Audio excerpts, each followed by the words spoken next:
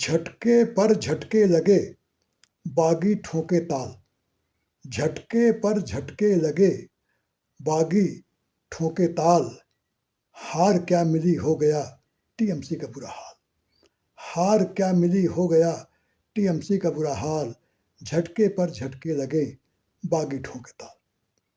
साथियों, राजनीति में कब क्या हो जाए कोई नहीं जानता।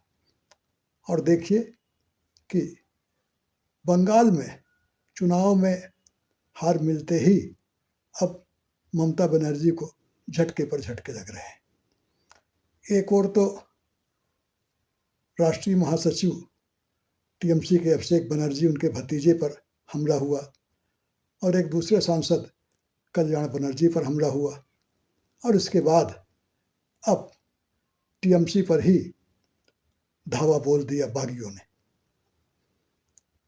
ऋतव्रत बनर्जी, जिनको कि टीएमसी से निकाल दिया गया, उनके नेतृत्व में 58 विधायकों ने स्पीकर विधानसभा के उनको पत्र लिखित सौंपा कि ऋतव्रत बनर्जी विधायक दल के नेता हैं, और ऋतव्रत बनर्जी ने दावा किया कि असली टीएमसी उनका दल है। तो अब टीएमसी भी हाथ से निकल रही है ममता बनर्जी के। एक समय था जब दीदी की तूती बोलती थी, विपक्षियों पर हुंकार भरते हुए कहती थी खेला होबे, और अब खेला उन्हीं के साथ हो गया है। उनके ही दल के नेता, जो कभी उनको सर्वोच्च मानते थे और निर्विवाद नेता रही हैं ममता बनर्जी, आज ये कह रहे हैं कि उनका दल ही टीएमसी है। यानी अब टीएमसी भी हाथ से निकल रही है। और खबरें बताती हैं कि ममता बनर्जी जब धरने पर बैठी तो उनके बुलाने पर भी अधिकांश सांसद और विधायक नहीं शामिल हुए उस धरने में। 6 सांसद और 8 विधायक ही पहुंचे, और अब 80 में से 58 बल्कि 60 कहे जा रहे हैं बागी विधायक हुए हैं। अब उनके पास सिर्फ बचे हैं 20 विधायक।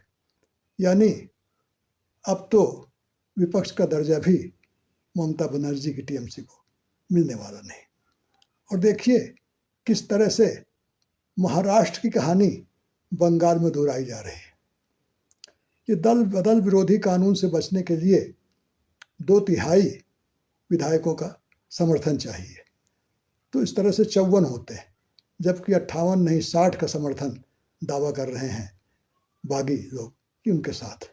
तो अब वो इस कानून की भी गिरफ्त से बाहर है और असली टीएमसी का होने का दावा कर रहे हैं। ठीक उसी तरह जिस तरह महाराष्ट्र में भी शिवसेना में फूट पड़ी और एनसीपी में भी अजित पवार ने कहा कि असली एनसीपी वही है और चुनाव चिन्ह घड़ी ले गए।